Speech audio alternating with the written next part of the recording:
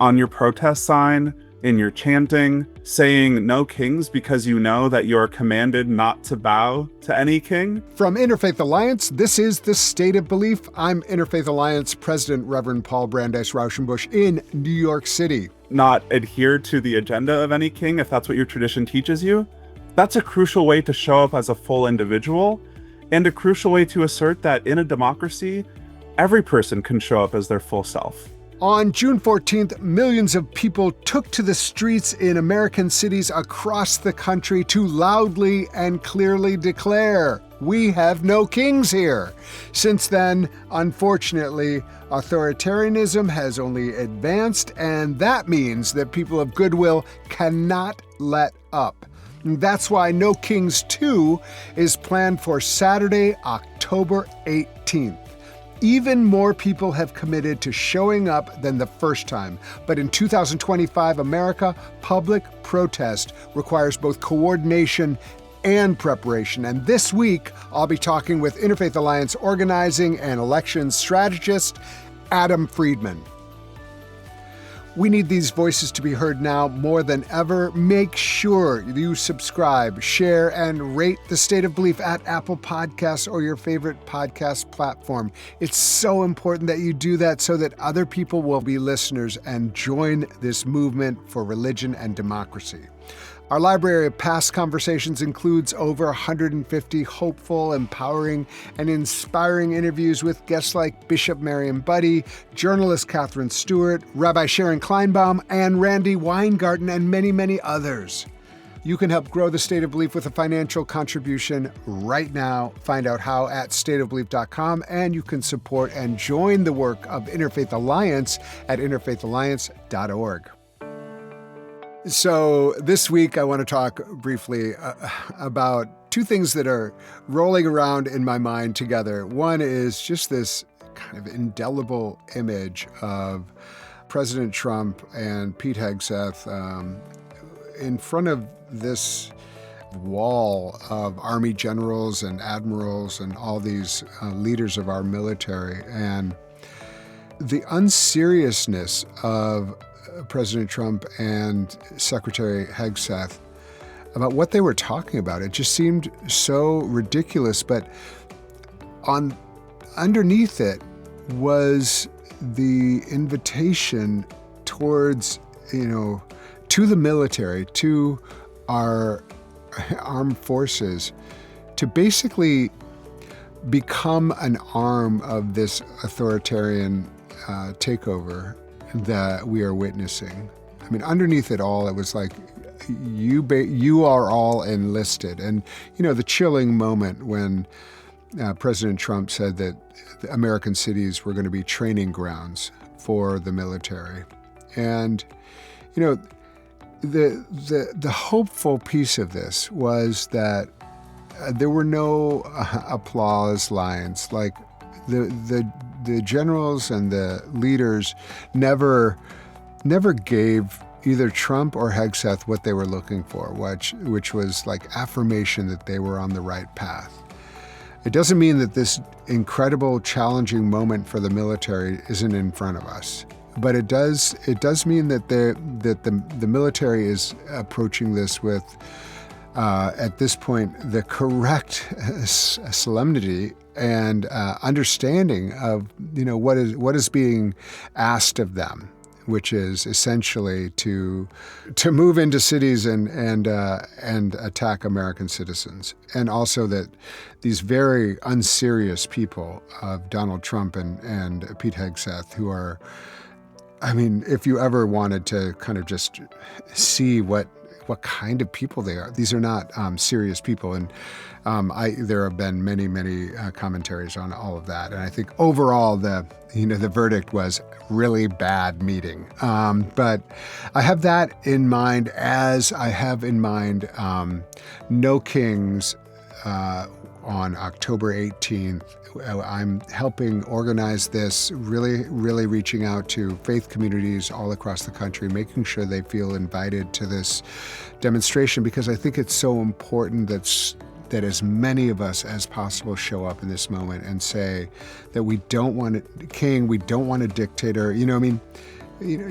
Trump fashions himself on dictators. Putin, Viktor Orban, he seems extremely interested in the dictator of North Korea, and it's just these are role models for him. But for us, the important thing is to say we don't want that. We want a democracy. We want we the people. And so today I'm really excited to be talking about what it means for all of us to show up right now. And NoKings is going to be, I think, by far the largest single demonstration in American history. Really important that we all take our part, but it's especially important for those of us who adhere to a faith tradition that we say, you are not going to co-opt us into your authoritarian effort. We're going to show up with the people and be part of this democracy for and by the people. And so looking forward to all of you hearing this conversation with my colleague Adam Friedman today, but most importantly, going to our website, finding out the tools you need at interfaithalliance.org to show up for NoKings as people of diverse faith beliefs and show up for our democracy and to show up for our neighbors.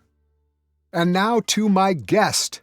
Adam Friedman is the organizing and election strategist at Interfaith Alliance, where he leads the organization's affiliate program, advances national field and policy efforts, and manages our federal democracy and voting rights work. And he's celebrating 2 years at Interfaith Alliance. So congratulations. Yay! Big applause. Adam came to the Alliance after advocacy work in the Reformed Jewish youth movement and his co-founding of Team Enough, the youth initiative of Brady United, where he also helped launch and lead the Lobbying Collective. He previously organized for political campaigns in Virginia, focusing on grassroots mobilization and civic engagement. Most recently, Adam's been spearheading the organization's outreach and training around nonviolent resistance and de-escalation. I really want this week's show to not only present this important work, but also to share some concrete and actionable lessons for effective and safe nonviolent activism and de-escalation. Adam, welcome back to the State of Belief. I'm so glad you're here. Thank you so much for having me. It's always a pleasure. So let's just get into it, because part of the reason we're having this conversation is that NoKings is next week, October 18th. Huge, maybe the biggest in American history, frankly. It's a huge opportunity for all of us to show up. How are you understanding this moment and why NoKings is so important? I think it's so important for us to start with that, because we're in a moment where a lot of folks are feeling scared. We have to speak to that truth. We know that democracy is under attack, and we also know that the fabric of our country, of our communities, is built on a democracy, right? It's built on people from different places, different belief systems coming together in the pursuit of a more perfect union. And so this is the moment where we can take to the streets and assert that. Let the people in power know, let the people who are impacting our communities know, America is not a place for a king.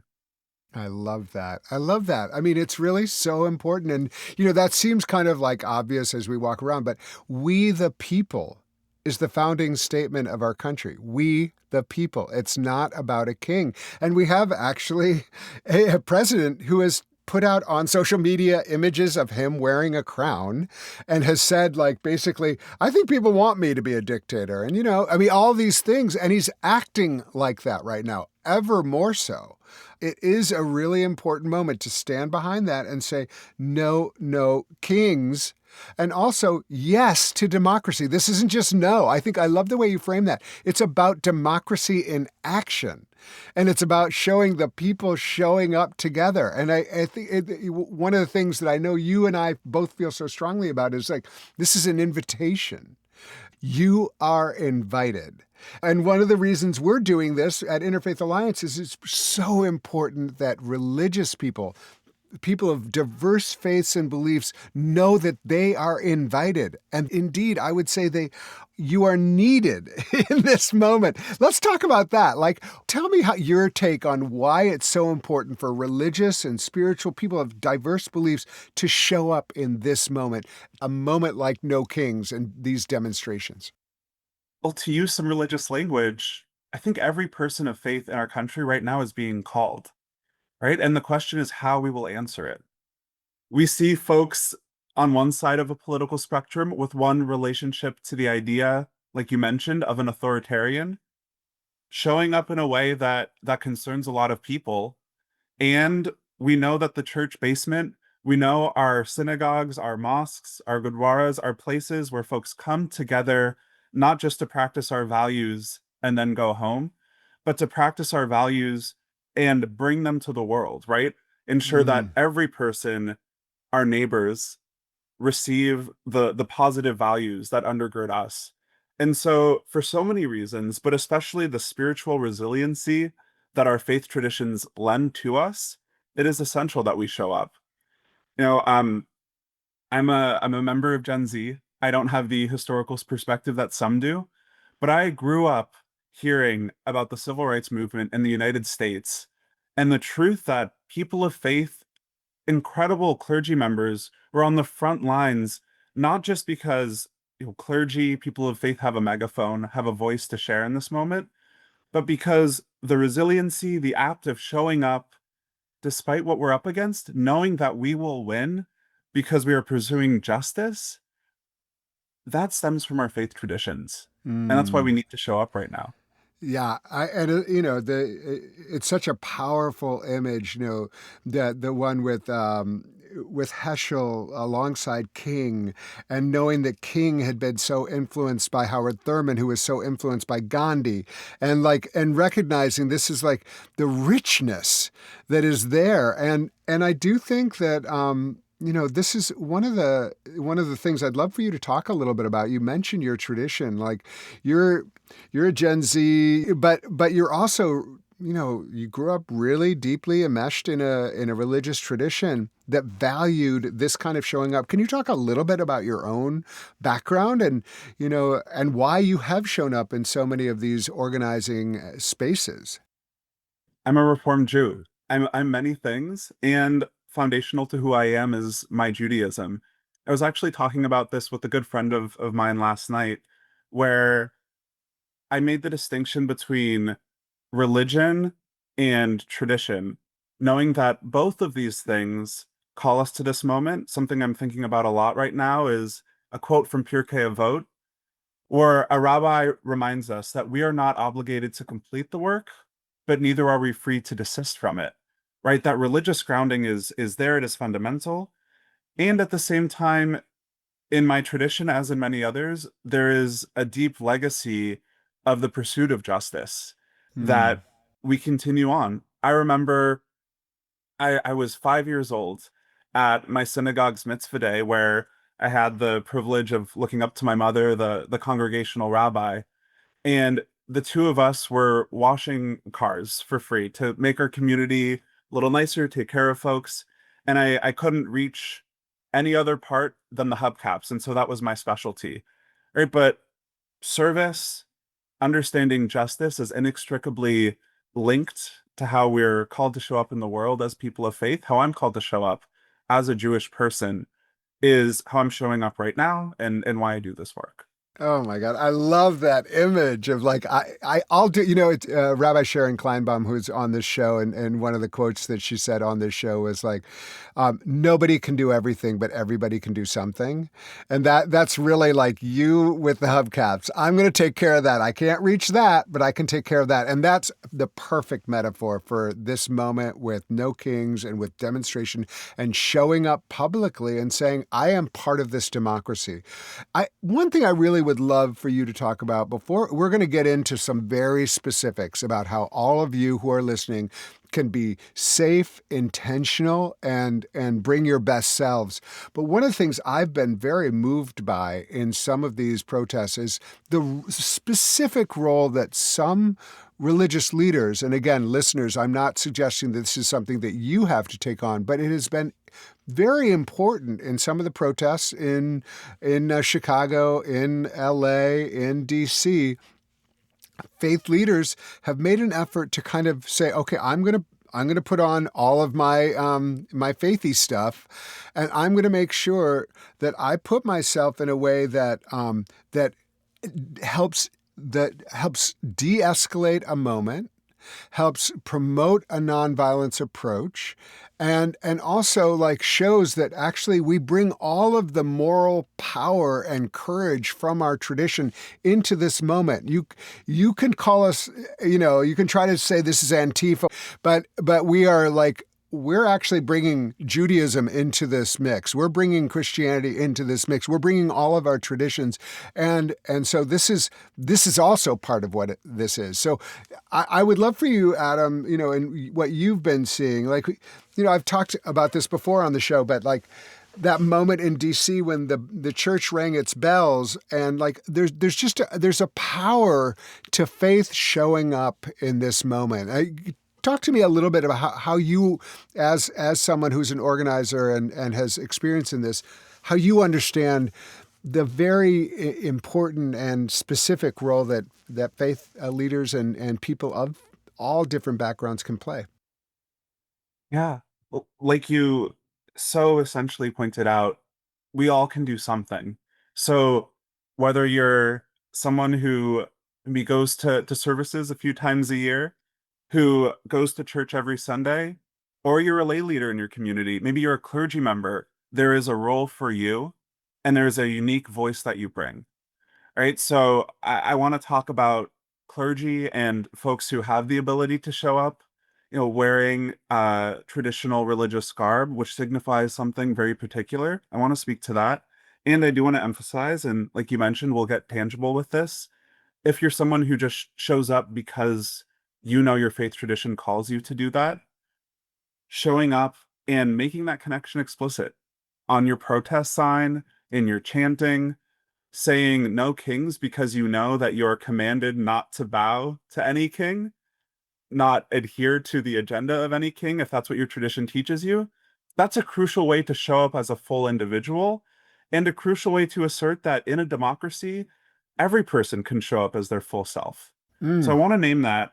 I also do want to say that if you are a clergy member, there are really important things that you can do. Right, we've seen in the United States, like you mentioned, I live in Washington, D.C. I know allies in Chicago and Portland and Los Angeles and Memphis, in cities around the country who have been contending with ICE raids with the National Guard, have seen how clergy can be that line of defense in de-escalating, reducing tension, and bringing a moral voice. And globally, we've seen in moments where there is an authoritarian regime. Uh, Nuns, clergy members on the front lines have literally, in some cases, gotten members of military, members of the police to put down their weapons and join the protest. Right? We know mm. faith has incredible power. And what I'll say is, if you're in this context, you're going out to NoKings, by wearing your religious garb as a clergy member, you are making a few things clear. You're invoking faith in a sacred way, saying the act of dissenting, the act of lifting up democracy and practicing our First Amendment rights is part of the freedom of religion and part of what my tradition instructs me to do. You're also saying that this is peaceful, right? People of faith, Right, especially right. clergy, are symbols of peace and justice. And you're also letting folks know that regardless of their relationship with religion, faith is on your side, is on the side of truth, of peace, of justice, and we're here to show up and support the movement. I love that, and I especially love, the radical act of just showing up as a faith leader and being an advocate for peace and nonviolence, which is so essential. It undercuts the essential talking point of the other side that this is a violent movement that is trying to, hurt America or anything. This is actually the most American actions. And so it's just really, really important to recognize that. Up next, much more with Adam Friedman. You can hear full episodes of The State of Belief anytime on our website at stateofbelief.com. You'll also find links to topics we discussed this week, as well as transcripts and more. And make sure you subscribe, share, and rate The State of Belief at Apple Podcasts or your favorite podcast platform. You're listening to The State of Belief, where religion and democracy meet.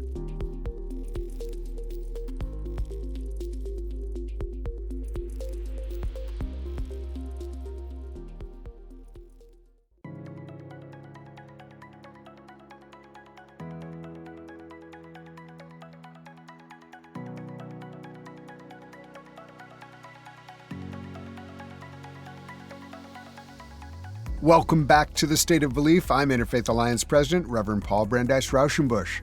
We're getting ready for NoKings 2 on October 18th with Interfaith Alliance organizing and election strategist, Adam Friedman. One thing I do want to mention and make sure that everybody knows is that on Tuesday, October 14th, Interfaith Alliance is hosting a NoKings faith training.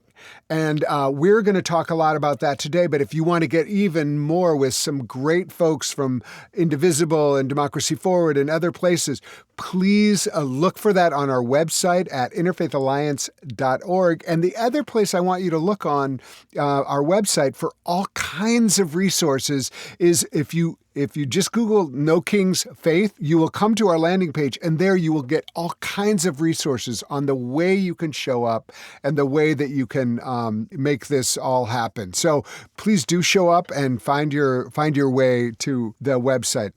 So join us on October 14th for the webinar. But in the meantime, let's get into it. Adam, I just think for some people, some of our listeners have probably never been to a demonstration. What are the first step? And our goal here is to make sure that each of you who are listening feels invited. And here's the thing.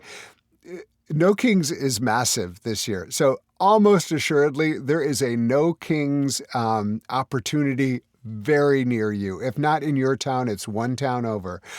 What are some first things that every single person thinking about showing up for a demonstration like NoKings, which is explicitly meant to be peaceful and a joyful opportunity for us to come together?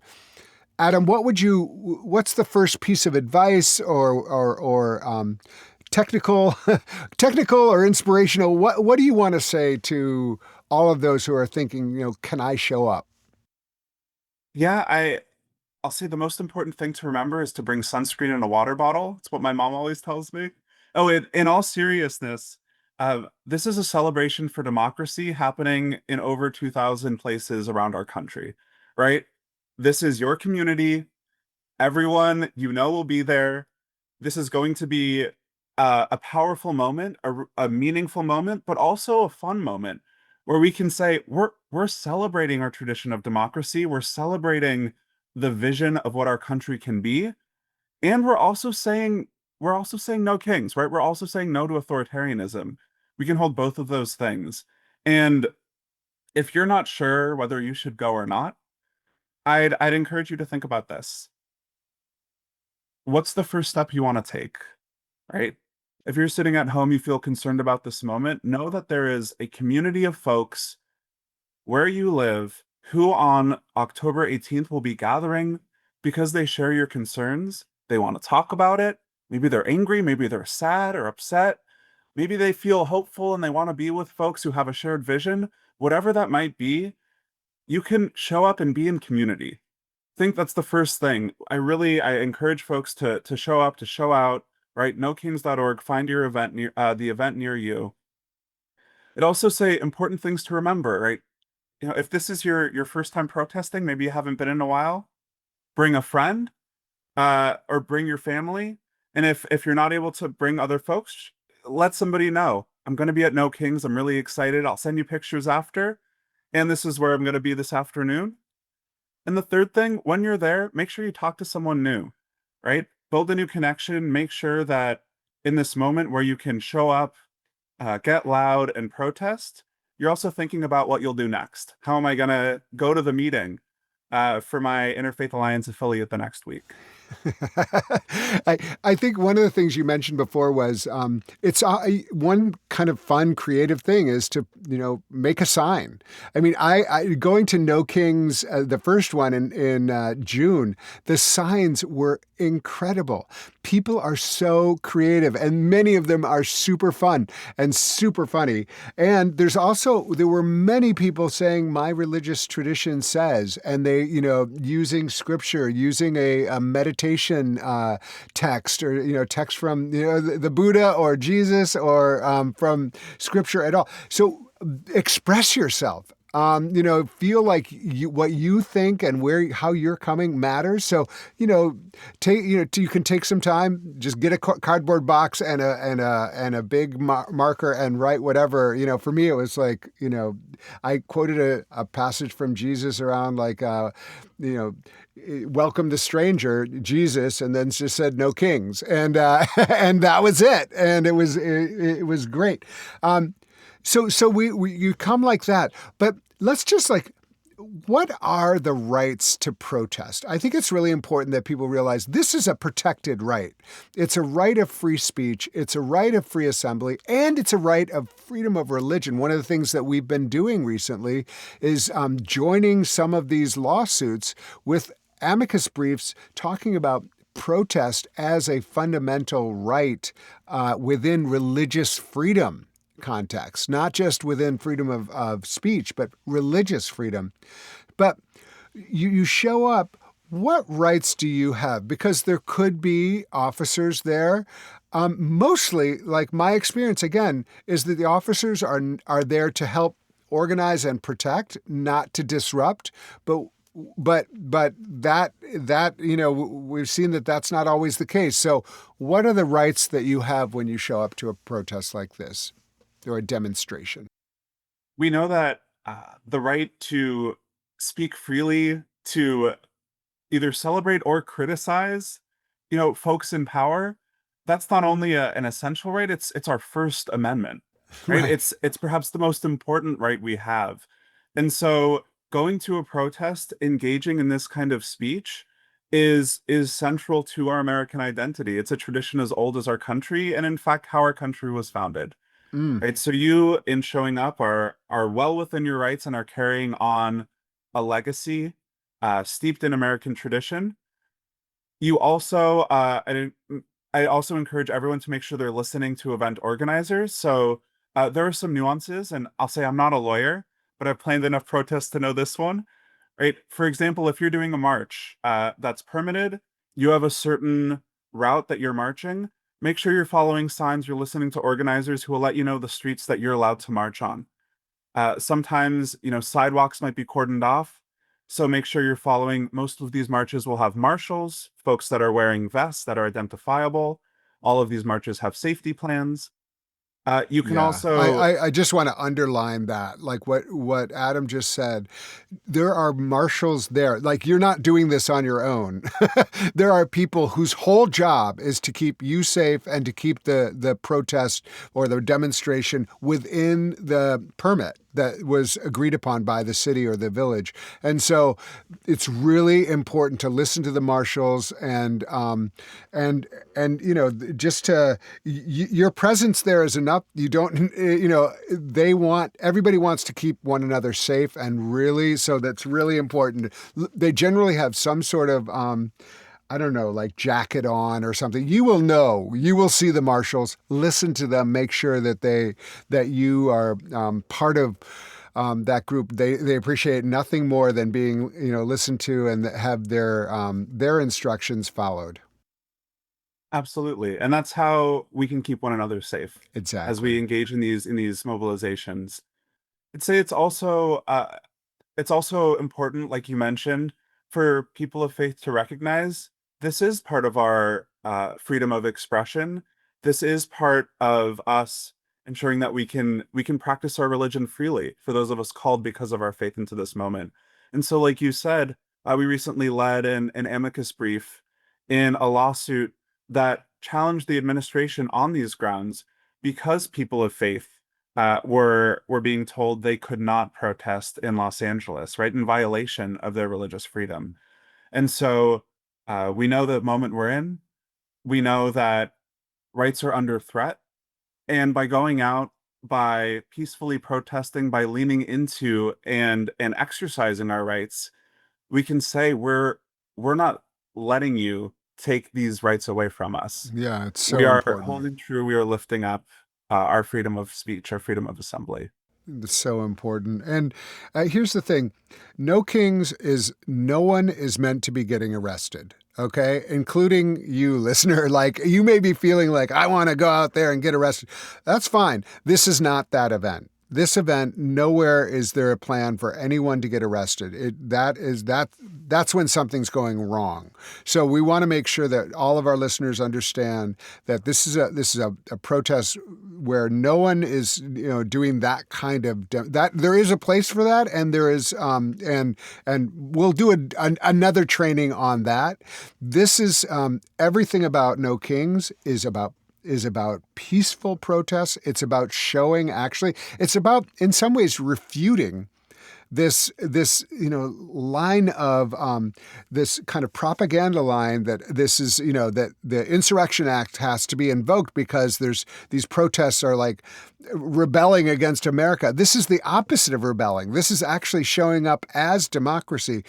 I think that's really important for us to also be talking about, Adam, is that like this is a right enshrined in the Constitution that we can exercise, and in some ways by showing up we can undercut this terrible effort that the administration is trying to do to say everybody is Antifa, or they're trying to take away our country. This is an exercise of our country. Absolutely. And in showing up in this way, exercising these foundational freedoms, we're also ensuring that their agenda doesn't work, right? This is a very tangible way to push back. I just want to lift up a quick statistic, right? We work with some amazing folks, Erica Chenoweth and Maria Stefan, who came up with this number, 3.5%, right? They looked at anti-authoritarian movements across the world over years and found that when at least 3.5% of the population takes to the streets, engages in strategic non-cooperation and sustained action, like we are doing now, the authoritarian regime falls. We're trying to show up and indicate that all of this ongoing work is happening in our communities, so much so that 3.5% of our population, and we know we'll get more on October 18th, is taking to the streets. Yeah, it's really that is really important, and that we maintain the momentum because a lot of what you'll be hearing is what's next, and that is really there will be an invitation to how can we keep this going, how can we make sure that that we are continuing to show up. One of the opportunities that we're hoping that faith communities will take advantage of, and again, you can go to our website and find out more about it at interfaithalliance.org, is that people of faith from all different traditions can gather before the demonstration that's going to be happening down the street or in the neighborhood, and gather together and say, let's celebrate one another together. Let's almost democracy in action in advance, but let's lift up all of these pieces of our tradition that inspire us towards democracy, that inspire us towards increased peace or increased justice for all.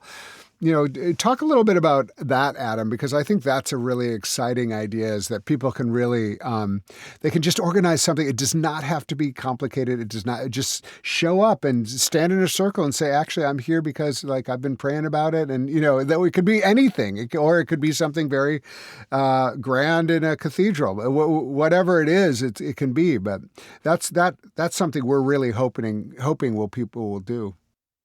Absolutely. I know earlier we talked about how it's great to bring a friend. Why not bring 30 and start the day out, at your house of worship, spending time with the folks you're going to church, to synagogue, to your mosque with every week, and set the stage, right? We know that American democracy is built on so many people of different faiths and beliefs coming together, like we're doing in this moment. And part of that is celebrating what makes us unique. And so, as people of faith gather together on October 18th to say no kings, starting out rooted in our faith traditions in our houses of worship is so powerful. And so, again, I encourage folks to go to interfaithalliance.org. We have a phenomenal toolkit up right now, which will give you some step-by-step guidance on how to plan and carry out an event like this, where you can bring clergy speakers together. Maybe you have a little breakfast. I know for me, it's not an interfaith gathering without it, right? And really have that moment to bring folks together. Do some Yeah. sign making. We have a great Yeah. messaging guide right now on the anti-authoritarian page of our website, where you can look at messages that folks from around the country lifted up during the first No Kings on June 14th, and lift up some of those faithful messages again. Yeah. And the other thing we'll mention is that we encourage you, if you're listening to this, write to your local newspaper. And people are always like, oh, well, the New York Times. Honestly, I don't care about the New York Times. I want your local newspaper to really like hear from you and say, hey, just so you know, we're showing up as like with the synagogue, the mosque, the church, we're all going together. Drop by, or here's an op-ed. Like, one of the things that we want people to know is we have a messaging guide also on the website that you can like learn from, and like imagine writing your own op-ed about why you as a person of faith, and you do not need to be clergy, by the way, to do this, why you as a person of faith are showing up. So I just encourage everyone to realize like, this is none of what we're talking about is meant to be like a big step. We're trying to emphasize, if you show up, there's no 100% guarantee, but I really strongly believe that you are going to enjoy yourself. You are going to feel stronger afterwards, and you are going to feel like that, you are going to feel like you are part of American democracy, which is really important right now, when the idea of keeping us separate, keeping us without a sense of hope or future is really part of the authoritarian playbook. And I think that's what we're also trying to invite folks to find your courage, find your inspiration, and just know by you showing up, you're going to be inspiring someone else as well. Do you remember going to your first protest? Do you remember what it felt like? I mean, I have like almost like a visceral memory of being around other people and being like, oh my God, this is like really cool. Yeah. I was thinking about this recently too. It I remember I was a little kid. I couldn't have been more than 6 years old. I first gathered with folks at my synagogue.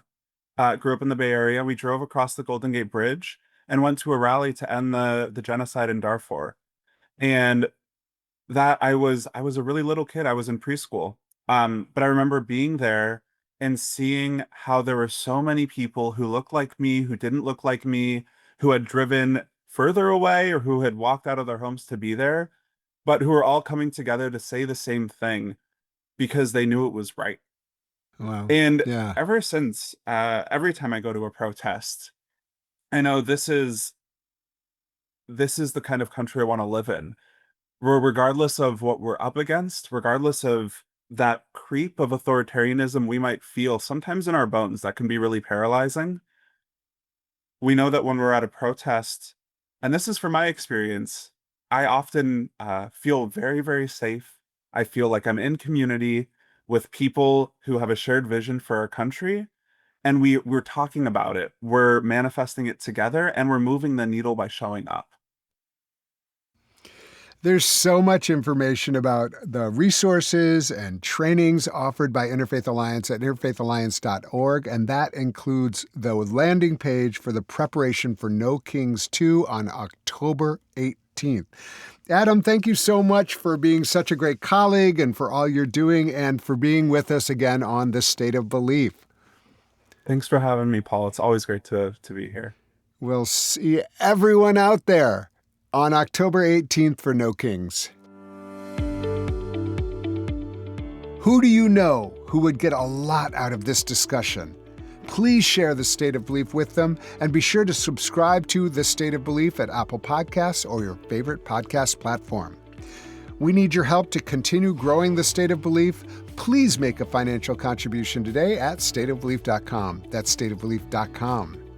The views and opinions expressed on this program do not necessarily reflect those of Religion News Service or Religion News Foundation. The State of Belief is produced by Ray Kirstein and is a production of Interfaith Alliance. Become a member today at interfaithalliance.org, and be sure to join us next week. I can't wait. Until then, I'm Paul Brandeis Rauschenbusch on The State of Belief, where religion and democracy meet.